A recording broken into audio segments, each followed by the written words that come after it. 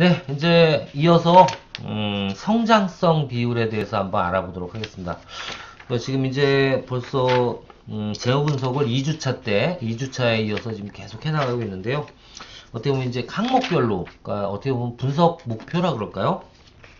분석 목표별로 뭐 안정성, 그렇죠? 안정성 비율이 가장 많아요. 그러니까 이런 것도 아마 시험 문제에는 그렇게 나올 거예요. 다음 중 안정성을, 기업의 안정성을 분석하는 비율법이 아닌 것은, 뭐 항목이 아닌 것은, 분석 항목이 아닌 것은 이렇게 나오면 뭐 수익성 분석이라든가 활동성 분석이라든가 아니면 성장성 분석, 이 부분에 대한 어떤 항목들이 나오면 그게 답이 되겠죠. 그래서 어떤 거에 해당이 되는지, 그러니까 예를 들면 뭐 유동자산 구성 비율이라든가 이런 뭐예요? 이거 안정성 비율이고, 그리고 매출 총 이익률 이런 뭐예요? 이거 수익성 분석이고, 그리고 회전율과 관련된 부분들은 싹 다 뭐예요? 활동성 비율이에요. 그런 것들이고, 그리고 이제 이번에는 성장성 비율, 그러니까 기업이 얼마나 빨리빨리, 이것도 속도와 관련된 부분일 수 있는데, 기업이 얼마나 빨리빨리 성장을 하는지, 성장성과 관련된 부분들은 도대체 어떤 게 있는지 한번 보도록 하겠습니다. 성장성은 이제 다시 한번 정리해 드릴게요. 위가 뭐? 분자. 밑이 뭐? 분모. 그쵸? 위가 분자, 분모, 밑이 분자. 아시겠죠? 예, 이렇게 되는데, 되게 헷갈려. 위가 분모, 밑이 분자. 거꾸로. 밑이 분모, 위가 분자. 나누는 게 분자, 밑이 분모. 이거 되게 헷갈리네. 아시겠죠? 위가 분자, 밑이 분모예요. 위가 분자, 밑이 분모. 그렇게 되는데요. 이거는 각 그 증가율에 따라서 이 분자 분모가 다 달라요. 이번 항목은. 그러니까 기존 거 같은 경우에는 어땠어요? 활동성은 무조건 분자가 다 매출액이야. 그쵸? 다 매출액이고요. 회전율은. 그리고 회전일수는 그 회전율을 365일로 나눈 거고. 그 차이고요. 그리고 수익성은 뭐예요? 분자, 분모. 분모가 싹 다 매출액이에요. 분모가 싹 다 매출액. 그리고 활동성은 분자가 싹 다 매출액이에요. 근데 재무 분석은 성장성은 일단 총 자산이 증가하는 건 어떻게 계산한다? 예. 단기말 총 자산에서 전기말 총 자산 곱하기 100 빼기 100이에요. 자, 계산해 볼게요. 무슨 얘기냐면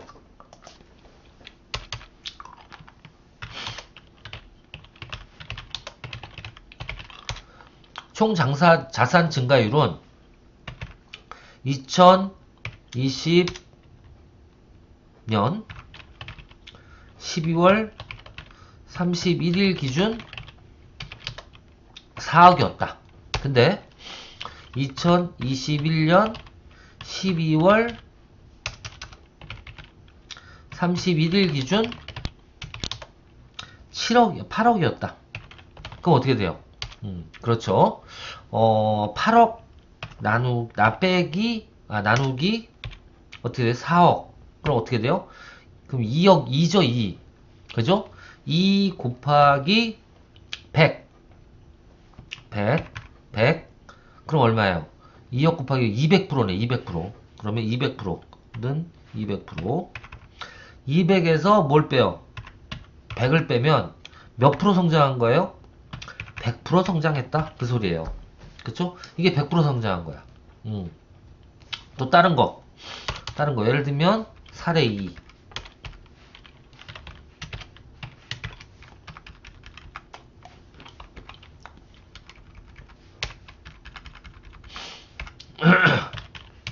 사례 2.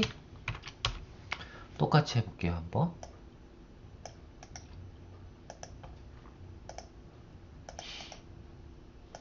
네.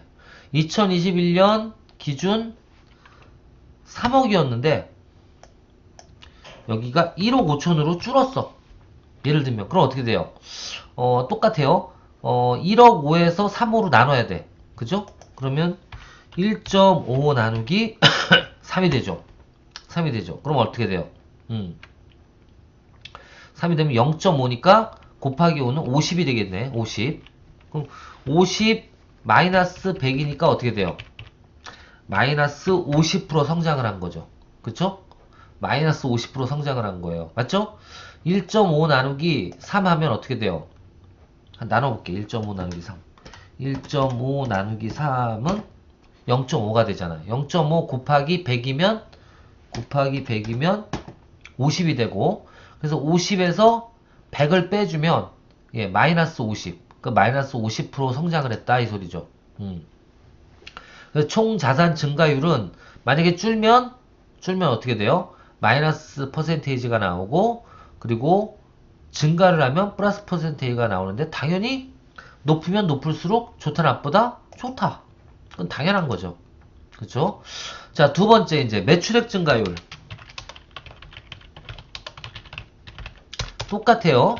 사례 1.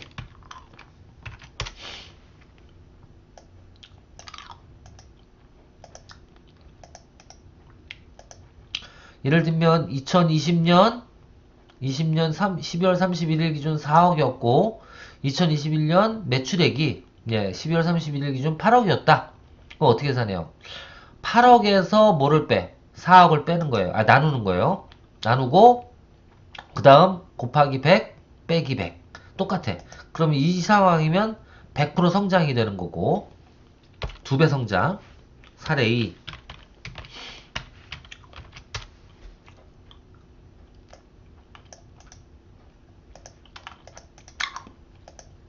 똑같이 3억이 기준이었는데 3억이 2020년도 전기에 3억의 매출이 올랐는데 2021년도 기준을 끝나고 보니까 1억 5천 밖에 매출이 안 올랐어. 그럼 어떻게 돼요?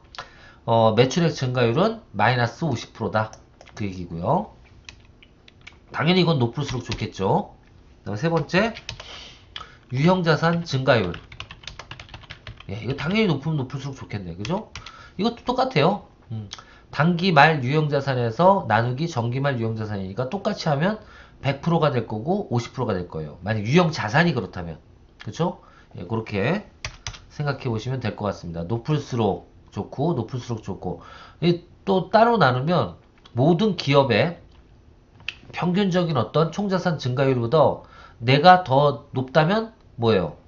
당연히 기업 실적을 많이 낸 거겠죠.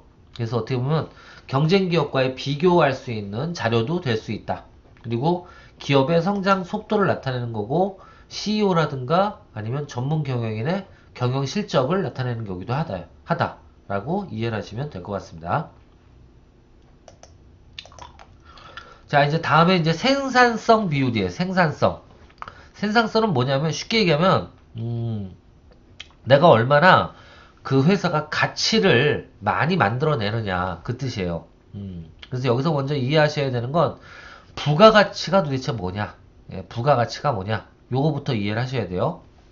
부가가치가 뭐냐, 한마디로 부가가치는 기업에서 매출액 있죠. 매출액에서 외부 구입 비용이라 그래요. 외부 구입 비용. 그러니까 한마디로 얘기하면 여기에는 인건비 들어가고 다 들어갑니다. 그러니까 뭐만 안 들어가냐면 생산 원가만 안 들어간다고 보셔도 돼요. 거꾸로 매출 원가만 안 들어가고 판관비부터 시작해서 싹 다 들어가는 거예요. 이거를 다 뺀 나머지, 예, 뺀 나머지가 바로 뭐예요? 부가가치예요. 부가가치. 다시 매출액에서 외부 구입 비용을 다 뺀 것, 외부 구입 비용을 다 뺀 것, 요걸 뺀 게 바로 부가가치고, 이거를 어떻게 측정할 수 있냐? 인건비, 그리고 임차료, 감가상각비, 조세공과비, 순이자 비용, 당기순이익, 요거 외우셔야 돼요. 요런 것들을 다 더한 금액이 바로 뭐다? 부가가치다. 그렇게 보시면 됩니다. 요걸 다 더한 금액, 인건비, 임차료, 감가상각, 조세공과, 순이자 비용, 당기순이익, 이걸 다 더한 게 바로 뭐예요? 부가가치다. 그래서 부가가치율은 이걸 다 더한 거에서 매출액을 나눠준 거예요. 그럼 여기서는 분자가 뭐예요? 예, 부가가치입니다. 다 부가가치. 부가가치는 어떻게 구한다? 이걸 총 더해놓거나 보시면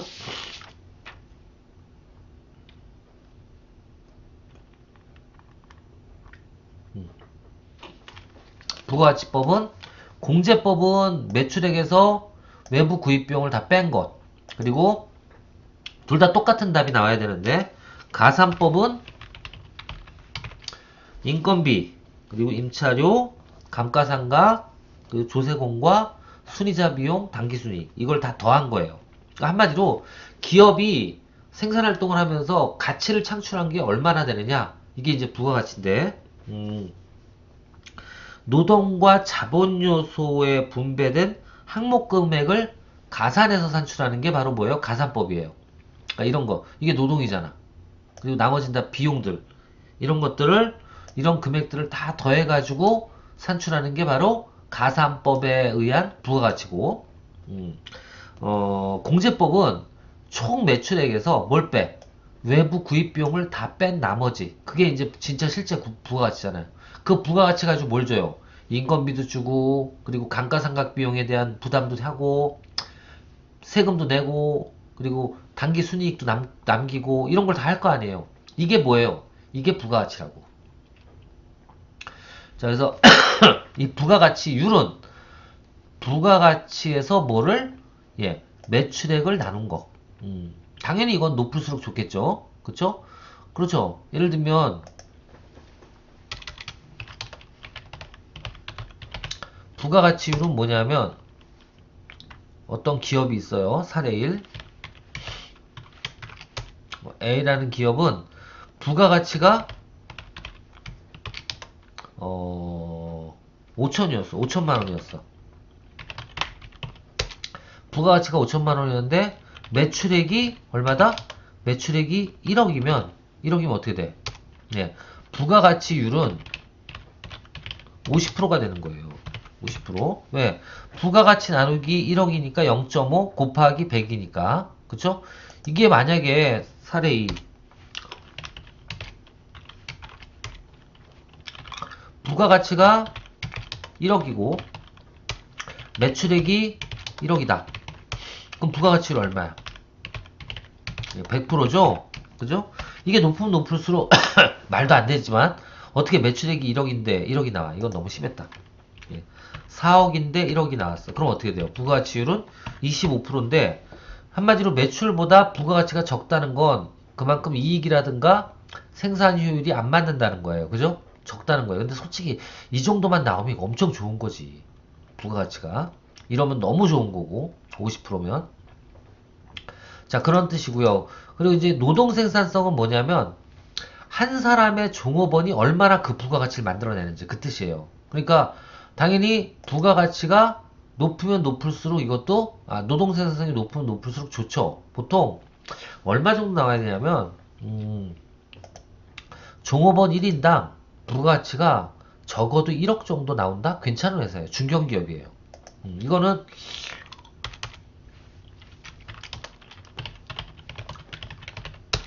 예를 들면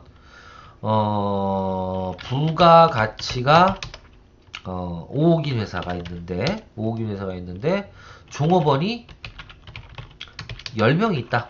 그러면 1인당 노동 생산성은 어떻게 돼요? 그렇죠. 노동 생산성은 5억 나누기 1000이니까 10이니까 5천이 되죠. 5천만원. 보통 평균적으로 중견기업 정도 되면 저 정도 이상은 나와야 돼요. 5천만원 이상은. 이게 이제 부가가치가 낮은 사업들이 이런 그 지식 서비스 사업들이거든요. 그러니까 예를 들면 뭐 학원이라든가 이런 데 보면 인건비가 많이 나가잖아요. 그 이런 데 같은 경우에는 종업원 1인당 한 5천 이하로 해도 괜찮아요. 근데 대부분의 그 제조회사들 같은 경우에는 매출액이 1인당 적어도 1억 이상은 나와줘야 돼. 예, 적어도. 여하튼 이거 가지고 높으면 높을수록 그럼 좋은 거예요, 나쁜 거예요? 당연히 좋죠. 당연히 좋은 거고. 그 다음 이제 자본 생산성. 자본 생산성은 부가가치를 또 뭘로 나눠? 총 자본으로 나누는 거예요. 총 자본으로. 당연히 이것도 자본은 뭐예요? 돈을 주주로부터 받은 돈이잖아요. 이런 그 주주로부터 받은 돈에 대한 투자 자본에 대한 운영 효율성을 나타내는 지표가 되기 때문에 당연히 이것도 높을수록 좋은 거겠죠. 그렇죠?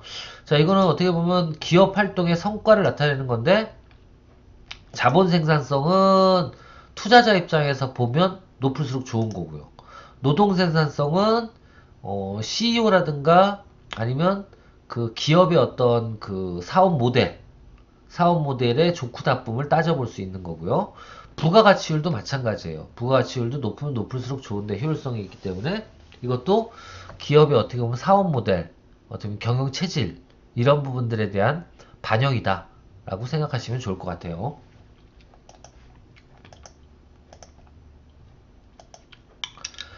자, 그 다음 이제 시장 가치 비율. 야, 이제부터 뭐예요? 이거는 주식 투자하시는 분들은 꼭 알아둬야 되는 비율들입니다.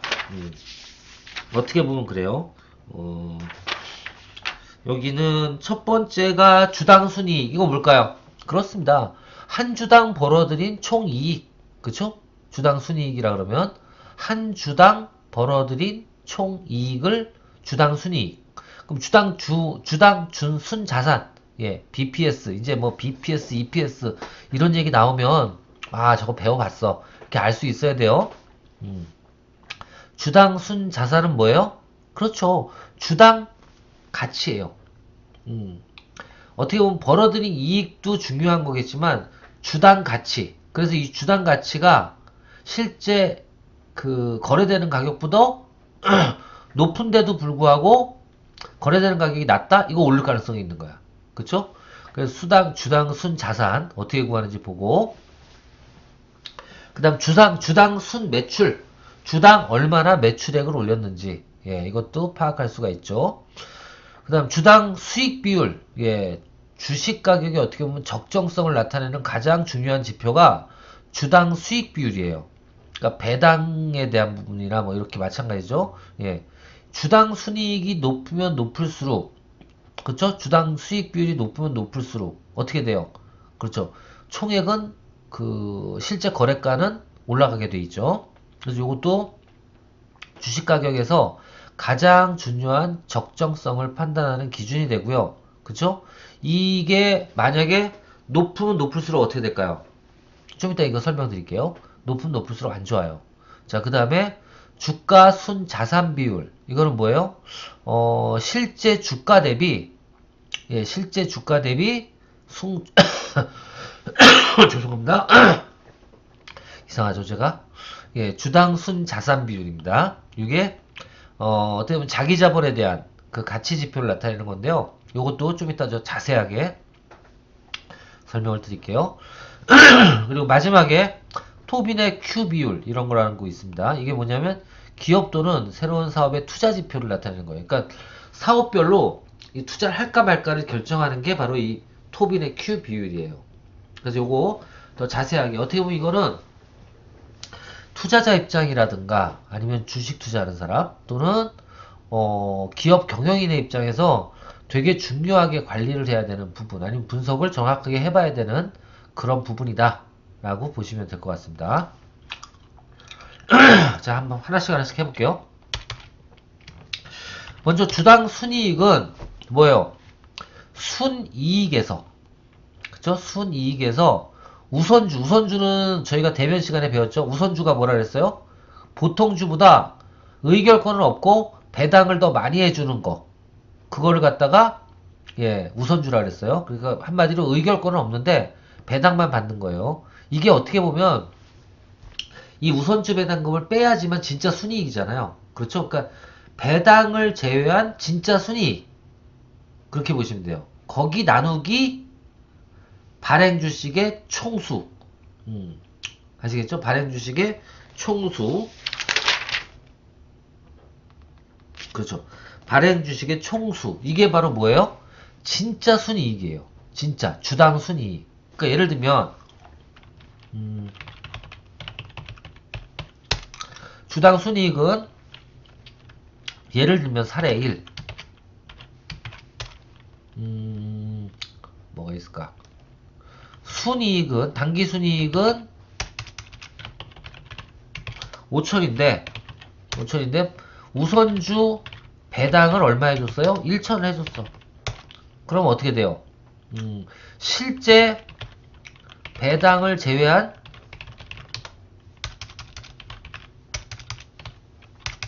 포함한 순이익은 얼마예요? 4천이 되겠죠?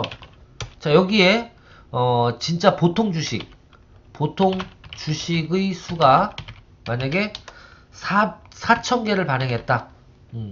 4,000개를 발행했다. 그럼 얼마야?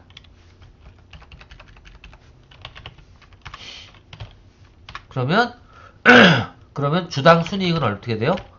순이익은 얼마 나누기 얼마? 예, 4천만원 나누기 4천.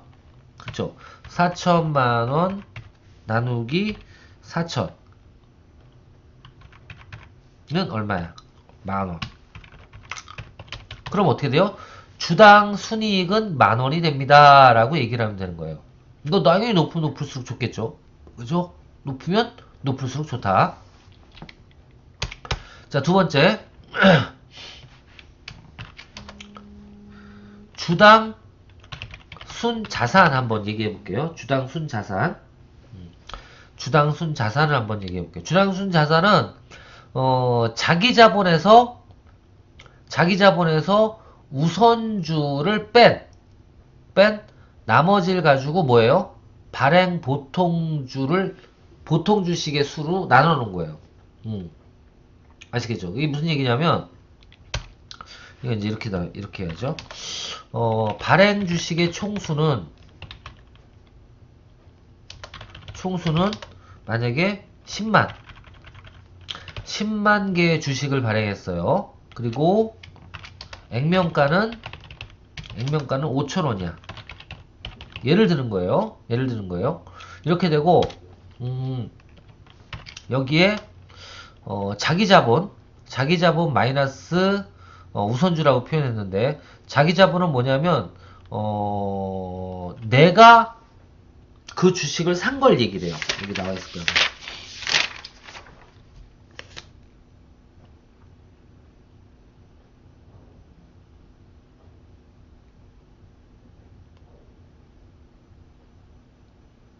제대로 안 나와 있네, 여기는. 예, 좋습니다. 자기 자본이라 그러면 예를 들면 그래요. 지금 발행 주식의 총수, 자, 우선주의 수가 나와줘야 돼요. 얼마야, 그럼? 우선수의 주가 예를 들면 10만 개 중에 3만 개. 그리고 보통주가 당연히 그럼 7만 개겠죠? 자, 이렇게 됐을 때 예를 들면 액면가로 다 발행했다고 우선주나 보통주 모두 액면가로 발행했다. 발행할 경우 어떻게 돼요? 일단은 보통주로 이걸 자기 자본이라고 그러던 보통주는 얼마가 돼요? 보통주의 합은 얼마예요? 합은 7만 개 곱하기 5,000원이니까 3억 5천이란 말이에요. 이렇고, 또 우선주는 어떻게 돼요? 우선주의 합은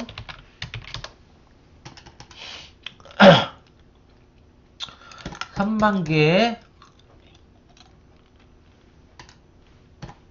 곱하기 5천이니까 1억 5천이란 말이에요. 그럼 계산을 어떻게 하는 거냐? 주당 순자산은 그쵸? 자기 자본은 3억 5천이죠. 3억 5천에서 우선주 1억 5천을 뺀다는 거예요. 그쵸? 그러면 3억 5천에서 1억 5천을 빼면 얼마가 나와? 2억이 나오죠? 이게 바로 계산하는 분자가 되는 거예요. 분자. 예, 분자. 그러면 분자는 2억에서 뭘 나눠주라고요? 발행 보통 주수가 얼마야? 보통주가 7만이잖아요. 7만. 이렇게 나눠주면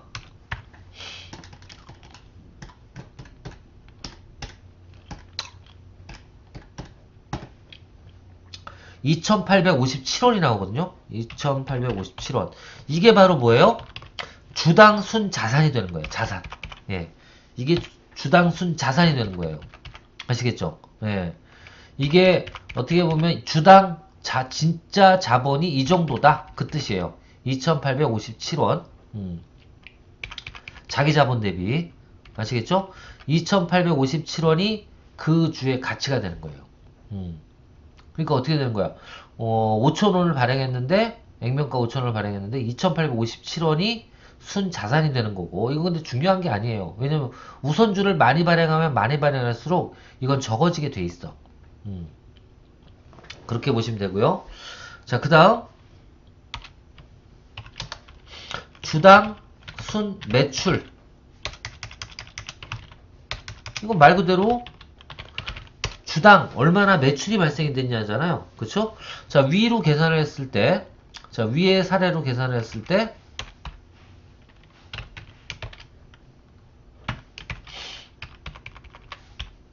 일단 이렇게 표시해야 되겠다.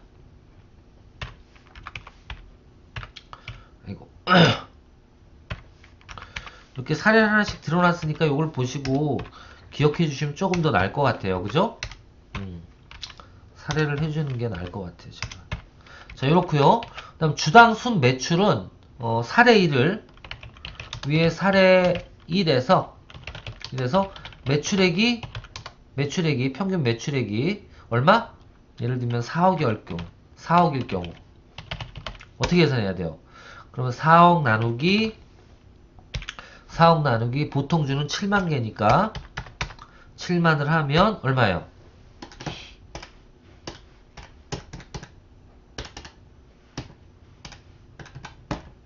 7만은 5,714원이네. 5,714원이 되는 거예요.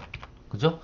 그러니까 자본금이 5억인데 보통 주당 순 매출은 이럴 경우에는 5,714원 정도가 주당 순 매출이 나오는 거다라는 거. 그럼 당연히 이거는 주식을 많이 발행하면 많이 발행할수록 어떻게 돼요? 주당 순 매출은 적어지겠죠. 그리고 주당 순 매출이 높을수록 그 주식의 가치는 높은 거겠죠. 그렇죠? 이것도 그렇게 보시면 되고요. 그 다음 여기서부터 이제 주가 수익 비율, 이게 되게 중요한 부분이에요. 주가 수익 비율. 자, 주가 수익 비율은 뭐예요? 주식 가격의 적정성을 판단하는 지표입니다. 예, 이건 어떻게 보는 거냐면 실제 주가,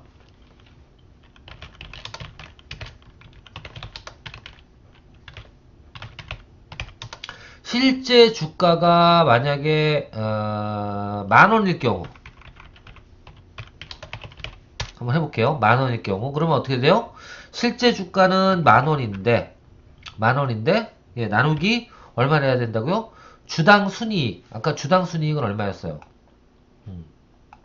주당 순이익은 순이익에서 뭐를 빼는 거예요? 주당 순이익은 순이익에서 우선주 배당금. 자, 여기 위에 보면 이거 계산이 잘못됐네. 이걸로 계산해야 되겠네. 요거일 때 저 위에 어디 갔어? 주당 순이익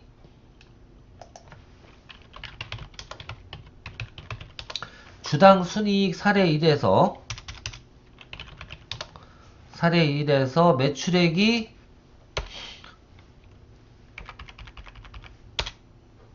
매출액이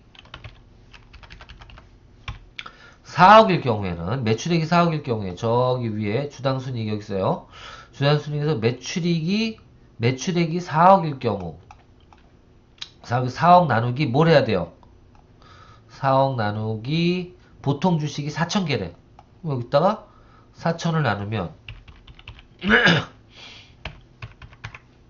4,000을 나누면 어떻게 돼요? 아니지. 주당 순이익은 10,000원이잖아. 10,000원. 그죠? 10,000원이죠. 계산해보면 10,000원으로 나누면 는 1이 되네. 그죠? 예, 이럴 땐 어떻게 돼요? 예, 이게 높다 낮다를 판단하는데 1보다 높으면 어떻게 되는 거예요? 예. 1보다 높으면 이거는 팔아야 되는 거고. 그쵸? 그쵸? 맞죠?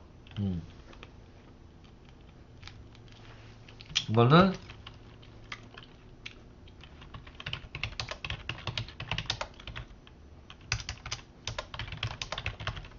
이렇게 보시면 돼요. 왜냐면 실제 주가보다 주당 순이익이 높으면 높을수록 이건 좋은 거죠. 이게 높아야 돼요, 이게 높아야 돼요. 당연히 이게 낮아야지만 좋은 거예요. 그래야지 매입이 되는 거고, 이게 높으면 매각을 시켜야지. 주당 순이익보다 높으면. 그쵸? 그래서 이거 나누기 계산이 1이 나온다.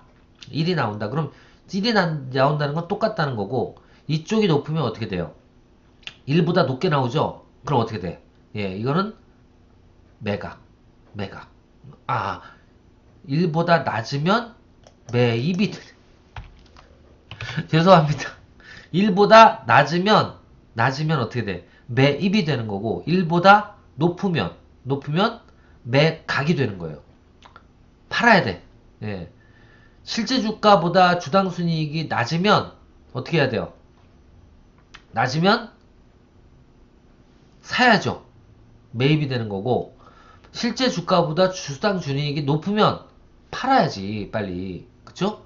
팔아야 되는 거예요. 그래서 그거 잘 계산을 하십시오. 주가 수익 비율. 여기서부터는 헷갈리니까 우리 다음 주에 더 자세하게 여기서 주가 수익 비율부터는 다시 한번 정리를 해드리도록 할게요. 여기는 7주차에 다시 정리. 예, 요거는 7주차에 다시 한번 정리를 해드리도록 할게요. 네, 7주차.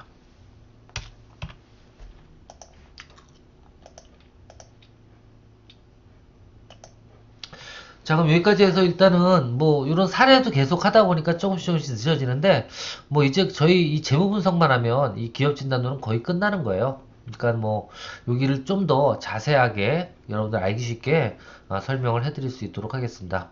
이번 주 고생 많으셨고요. 예, 제가 감기도 온 것 같아가지고 예, 다음 주에 또 건강한 모습으로 뵙겠습니다. 수고하셨습니다.